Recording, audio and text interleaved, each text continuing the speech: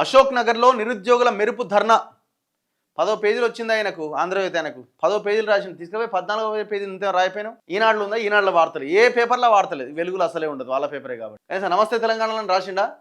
BRS paper కదా ఇది. ఇగో రాసిండు. ఎందుకంటే ఈయనకు అవసరం. ఇప్పుడు నిరుద్యోగుల యొక్క సపోర్ట్ ఈయనకు అవసరం కాబట్టి రాసిండు. నిరుద్యోగుల పైన లాఠీ చార్జ్. అశోక్ నగర్లో కాంగ్రెస్ సర్కార్ దమనకాండ. ఎంత ఘోరం అంటే పోయిన గవర్నమెంట్ లాగానే ఉంది ఈ సిచ్యువేషన్ కూడా. ఆయన ఆ హయాంలో ఎట్లాగైతే పోలీసులు బూతులు తిట్టి ఈడ్చుకెళ్ళి దాడి చేశారో ఇప్పుడు నిన్న కూడా అదే జరిగింది. వీడియో ఉండే కదా అది.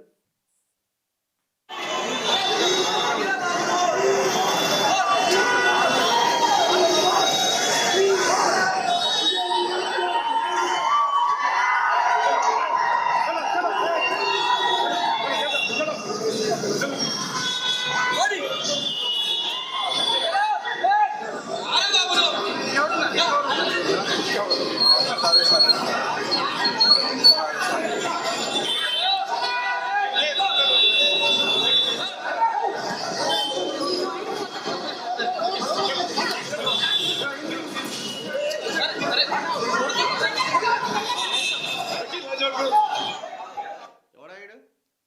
ఏం ఆఫీసర్ అది? తల్లికే కదా నువ్వు పుట్టింది, తల్లికే పుట్టినావు కదా నువ్వు. ఏమన్నాడు విన్నారా మీరు? ఈయన అన్న మాట విన్నారా?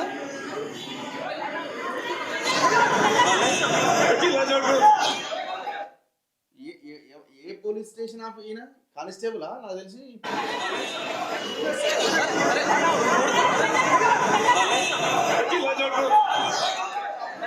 మనిషి గాడిద. ఉపయోగించిన పదమేంది? లా కొడుకు అని మాట్లాడుతున్నాడు. పిల్లలు లేరా నీకు? పెద్ద మనిషి అయినావు కదా, గాడిద లెక్క పెరిగినావు. యూజ్ చేసే పదం ఏంది అది? అసలు ఎట్లా వస్తుంది ఒక పోలీస్కి, ఒక అధికారికి? అదే మాట నిన్ను రివర్స్ తిరిగితే తంతే 4 నిన్ను పోయి కేసు పెడతావు. సిగ్గుశరం ఉండాలి కదా కొంచెం ఆ మాట మాట్లాడడానికి. మనుషులైతే కదా మీరు.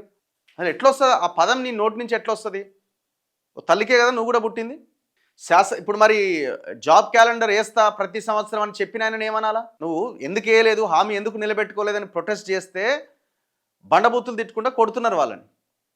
మరి జాబ్ క్యాలెండర్ వేస్తా అని చెప్పి మాట్లాడిన ఆయనని ఈనాడులో, ఇదే ఆంధ్రజ్యోతి పేపర్లో బ్యానర్ ఐటెంలు వేసి యాడ్లు వేసుకొని ఫలానా రోజు ఫలానా నోటిఫికేషన్ ఇస్తామన్న ఇప్పుడున్న కాంగ్రెస్ ప్రభుత్వాన్ని ఏమనాలి వాళ్ళని? మరి నువ్వేమని తిడతావు మరి వాళ్ళని? అందులో నీ కొడుకో నీ కూతురో ఉంటే అట్లనే మెడలు బట్టి నొక్కుతావా?